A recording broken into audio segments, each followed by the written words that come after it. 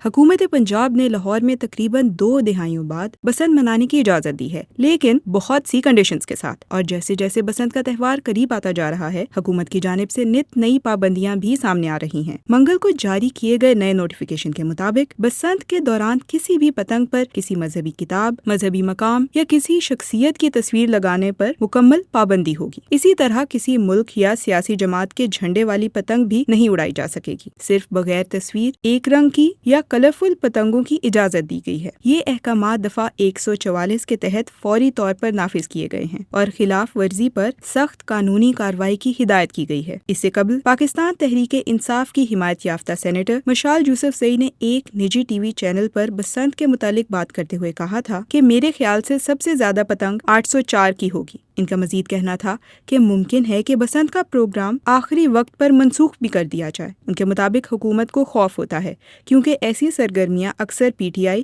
یا عمران خان کے حق میں چلی جاتی ہیں۔ نئی پابندیوں کے بعد پی ٹی آئی رہنماؤں کی جانب سے رد عمل سامنے آیا ہے۔ زلفی بخاری نے social media platform X پر لکھا ہے کہ بسنت قریب آتے ہی ہائبرڈ نظام بوکھلاہٹ کا شکار نظر آتا ہے۔ انہیں خوف ہے کہ ایک بار پھر آسمان عمران خان کی تصاویر والی پتنگوں سے بھر جائے گا۔ اسی طرح حماد اظہر نے ایکس پر لکھا کہ اس وقت پنجاب حکومت کو یہ خوف لاحق ہے کہ کہیں عوام بسنت کے دنوں میں پتنگوں پر 804 اور عمران خان کی تصویر نہ لگا دیں۔ حکام کا کہنا ہے کہ ان اقدامات کا مقصد امن عامہ، مذہبی ہم آہنگی اور شہریوں کی جان و مال کا تحفظ یقینی بنانا ہے۔